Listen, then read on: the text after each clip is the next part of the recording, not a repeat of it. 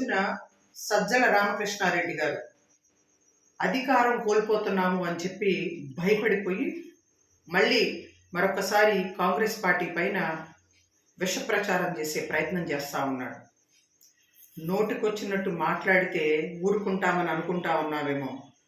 జగన్మోహన్ రెడ్డి అధికార దాహంతో ప్రజల మధ్యలోకి వచ్చి తప్పుడు ప్రచారాలు చేసి అబద్ధాలు చెప్పి రాజశేఖర్ రెడ్డి గారి మరణాన్ని వాడుకుని నిజంగా కాంగ్రెస్ పార్టీకి ప్రజలను దూరం చేశారు. ఆ రోజున నిజంగా మీకు అనుమానాలు ఉంటే అధికారంలోకి వచ్చిన తర్వాత 4.5 సంవత్సరాల నుంచి మీరేం పీకుతా ఉన్నారు, ఎందుకు విచారణ జరపలేదు అని చెప్పి ప్రశ్నిస్తూ ఉన్నాం.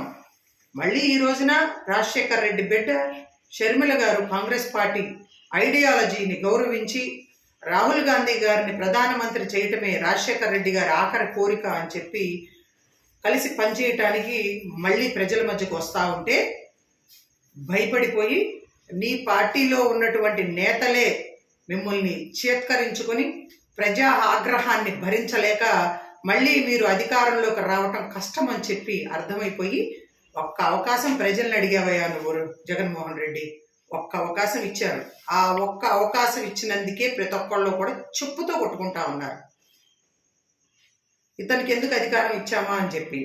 మరి అటువంటి పరిస్థితుల్లో ప్రజలు వ్యతిరేకిస్తూ ఉన్నారు మీ పరిపాలనని. మీ పార్టీ నాయకులందరూ కూడా నమ్మకం పోయింది మీ మీద అని బయటకు వచ్చేస్తూ ఉంటే మళ్ళీ ఇంకొకసారి కాంగ్రెస్ పార్టీని వాడుకునే ప్రయత్నం చేస్తూ ఉన్నారు మీరు.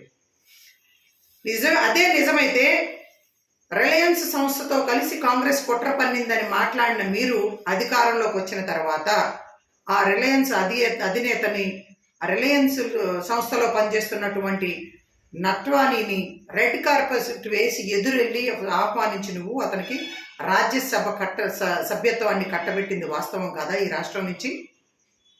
ఎందుకు ఇంకా సిగ్గుండాలి నీ నోటికి వచ్చినట్టు ఇష్టం వచ్చినట్టు తప్పుడు ప్రచారాలు చేయటం కాంగ్రెస్ పార్టీ మీద? రాహుల్ గాంధీ గారికి దేశవ్యాప్తంగా పెరుగుతున్నటువంటి ఆదరణ చూసి మీ ప్రజా వ్యతిరేక విధానాలకు వ్యతిరేకంగా ప్రజలు మళ్ళీ మార్పు కావాలి, కాంగ్రెసే రావాలి అని కోరుకుంటా ఉన్నారు. మీరు అధికారంలోకి రాకముందు పాదయాత్రలో కేంద్రం మెడలు వంచైనా ఆంధ్రప్రదేశ్కి ప్రత్యేక హోదా, విభజన హామీలన్నీ కూడా అమలు చేస్తాము, కృషి చేస్తాము అని చెప్పి మాట ఇచ్చారు. ఏమైపోయింది? ఇప్పటి వరకు ఒక్కరోజన్నా కేంద్ర ప్రభుత్వాన్ని ప్రశ్నించారా? వెళ్ళి వాళ్ళ కాళ్ళ దగ్గర మోకరిల్లి కేసులకు భయపడి లోపాయకారి ఒప్పందాలు పెట్టుకుని బీజేపీతో కలిసి ఈ రాష్ట్రాన్ని సర్వనాశనం చేస్తున్నారు. మీరు అధికారంలోకి వచ్చినప్పటి నుంచి కూడా రాష్ట్రంలోని భూ కబ్జాలకు పాల్పడి దోపిడీలు చేసుకుని ప్రజల్ని హింసించటమే కాదు, ఏడిపించటమే కాదు, ప్రతిపక్ష పార్టీల పైన కుట్రలు చేసి కేసులు పెట్టి భయపెట్టి అధికారం చలాయిస్తూ ఉన్నారు. అమరావతి రాజధాని కోసం భూములు ఇచ్చినటువంటి రైతులకి అసెంబ్లీ సాక్షిగా అమరావతి రాజధానిగా ఉంటుంది, అభివృద్ధి చేస్తాను ముఖ్యమంత్రి అయితే అని మాట ఇచ్చి ఇప్పుడు వాళ్ళని రోడ్లు పాలు చేసావు, రాజధాని లేకుండా చేసావు ఈ రాష్ట్రానికి. రాజశేఖర్ రెడ్డి గారి కళ పోలవరాన్ని పూర్తి చేస్తాను అని చెప్పి ఇంతవరకు కూడా నువ్వు కేంద్ర ప్రభుత్వం దగ్గర నుంచి నిధులు తీసుకొచ్చి పోలవరాన్ని పూర్తి చేయవు. ఒక పక్కన వైజాగ్ స్టీల్ ప్లాంట్ని అమ్మేస్తూ ఉంటే, ప్రైవేటీకరణ చేస్తూ ఉంటే భారతీయ జనతా పార్టీ చూస్తూ ఊరుకుంటా ఉన్నాం. వెనకబడిన ప్రాంతాలకు నిధులు తీసుకురావాలని కానీ, రాష్ట్రాన్ని అభివృద్ధి చేయాలని కానీ, కొత్తగా పరిశ్రమలు రావాలి అంటే భయపడిపోతా ఉన్నాయి. ఎక్కడ నువ్వు బెదిరిస్తావో, వాళ్ళకున్న ఆస్తులు దోచుకుంటావో అని చెప్పి జగన్మోహన్ రెడ్డి పరిశ్రమలు రాకపోవటం వల్ల, రాష్ట్రం అభివృద్ధి జరగకపోవటం వల్ల యువత ఉద్యోగ అవకాశాలు లేక పక్క రాష్ట్రాలకు పోయి కూలి పనులు చేసుకుంటున్నారయ్యా. సిగ్గుండాలి నీకు. ఏ చెల్లి అయితే నీ కోసం నువ్వు జైల్లో ఉన్నప్పుడు పాదయాత్ర చేసి నీకు అండగా నిలబడి నీ పార్టీ నాయకులకి కార్యకర్తలందరికీ కూడా మనోధైర్యాన్ని ఇచ్చి అధికారంలోకి తీసుకురావడానికి కారకురాలైందో అదే చెల్లిని కనీసం పట్టించుకోకుండా వదిలిపారేశావు. ఆమె కూడా పక్క రాష్ట్రంలో పార్టీ పెట్టుకుంటే నీ ఇష్టం వచ్చినట్టు ఇదే సజ్జల రామకృష్ణారెడ్డితో మాట్లాడించావు. ఆమె ఆడపిల్ల అయినా సరే చాలా ధైర్యంగా ప్రజా సమస్యలకు అనుగుణంగా పోరాటం చేస్తూ పాదయాత్రలు చేసి చాలా మొండిగా ఒక బలవంత మహిళగా ఈ రోజున ప్రజల్లో నిలబడి తను ప్రజలకు సేవ చేయాలి అనుకుంటా ఉంటే ఆడపిల్లకు కూడా భయపడినటువంటి నువ్వు ఈ రోజున మళ్ళీ దాన్ని అవకాశంగా మలుచుకొని కాంగ్రెస్ పార్టీ పైన బురద చల్లుతావా? జాగ్రత్త, నోరు అదుపులో పెట్టుకోండి. చంద్రబాబు నాయుడు గారేమో మిమ్మల్ని చూస్తా ఊరుకుని భయపడి మీరేం మాట్లాడినా సరే వాళ్ళు టీడీపీ వాళ్ళు సైలెంట్గా కూర్చున్నారేమో.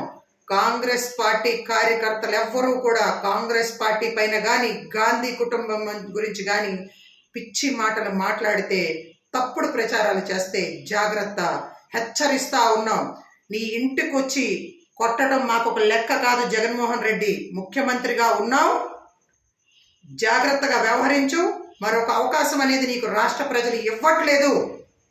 ఇప్పుడు మిగిలిన రోజులైనా మర్యాదగా ప్రజలకు అనుకూలంగా ప్రభుత్వాన్ని నడిపి కొంచెం మంచి పేరన్నా తెచ్చుకో. రాజశేఖర రెడ్డి గారి పేరుని సర్వనాశనం చేసి ఆనాడేమో రాజశేఖర రెడ్డి గారి చావుని ఆయన ఫోటోని పెట్టుకుని ప్రజల్లోకి వస్తావా? ఈ రోజున కేవలం జగన్మోహన్ రెడ్డి ఫోటో మాత్రమే పెట్టుకుంటావు. రాజశేఖర రెడ్డి గారి ఫోటోను కూడా తీసి పారేసావు కదా నువ్వు. రాజశేఖర రెడ్డి గారి పేరు కూడా తలవట్లేదు కదా. ఏ పథకానికి కూడా నువ్వు రాజశేఖర రెడ్డి గారి పేరు కూడా పెట్టట్లేదు కదా. అనేక సార్లు చెప్పాం మేము, రాజశేఖర రెడ్డి గారు కాంగ్రెస్ పార్టీ నాయకులు, మేమందరం రాజశేఖర రెడ్డి గారి వారసులం. నువ్వు కేవలం ఆయన ఆస్తికి మాత్రమే హక్కుదారుడివి. నువ్వు అధికారాన్ని అడ్డం పెట్టుకుని 1,00,000 కోట్లు దోచుకున్నది వాస్తవం కదా. నీ పైన ఈడీ కేసులు ఎందుకున్నాయి? నువ్వు జైలుకి ఎందుకు వెళ్ళావు? అయినా సరే ప్రజలను మోసం చేసి అబద్ధాలు చెప్పి కౌగులించుకొని ముద్దులు పెట్టుకొని ఈ రోజున అంగన్వాడీ మహిళలందరూ కూడా రోడ్ల మీద ఉన్నారు. నువ్వే కదా మాట ఇచ్చావు, పక్క రాష్ట్రం కంటే కూడా 1,000 రూపాయలు ఎక్కువ ఇస్తానని చెప్పి. కాంగ్రెస్ పార్టీలాగా మాట నిలబెట్టుకో.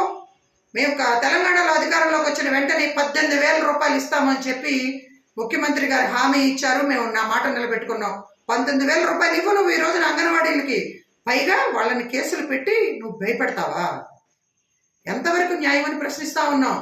రాజధాని కోసం వాళ్ళ ఆస్తులన్నిటినీ కూడా త్యాగం చేసి రాష్ట్రాభివృద్ధి కోసం భూములు త్యాగం చేస్తే రైతుల్ని మహిళల్ని ఏడిపించి రోడ్ల మీద కూర్చోబెట్టావు. ఇప్పటికీ కూడా రాష్ట్రంలో ఉన్నటువంటి ఏ వర్గానికి చెందినటువంటి వాళ్ళు సంతోషంగా లేరు. పాదయాత్రలో ఇచ్చినటువంటి హామీలను ఏది నిలబెట్టుకోకుండా కేవలం అధికారాన్ని అడ్డం పెట్టుకుని ఉద్యోగస్తులను కూడా భయపెట్టి నువ్వు అధికారం చలాయిస్తా ఉన్నావు కదయా. వాళ్ళు కూడా అసంతృప్తితో ఉన్నారు. అందుకనే రాజశేఖర రెడ్డి గారి పేరుని, ఏ పేరునైతే అడ్డం పెట్టుకుని నువ్వు అధికారంలోకి వచ్చావో ఈ మిగిలిన రోజులన్నా సరే ఆయన పేరు నిలబెట్టు అని చెప్పి నీకు సూచన చేస్తా ఉన్నాం. మరొక్కసారి కాంగ్రెస్ పార్టీ కార్యకర్తగా హెచ్చరిస్తా ఉన్నాం. సజ్జల రామకృష్ణారెడ్డి, నువ్వు ఆనాడు రాజశేఖర రెడ్డి గారు మరణించినప్పుడు సాక్షిలో ఉద్యోగస్తుడివి, నీకు వాస్తవాలు తెలుసు. అధికారంలోకి వచ్చిన తర్వాత నిజంగా అపోహలు ఉంటే మీరెందుకు ఎంక్వైరీ వేయలేదు?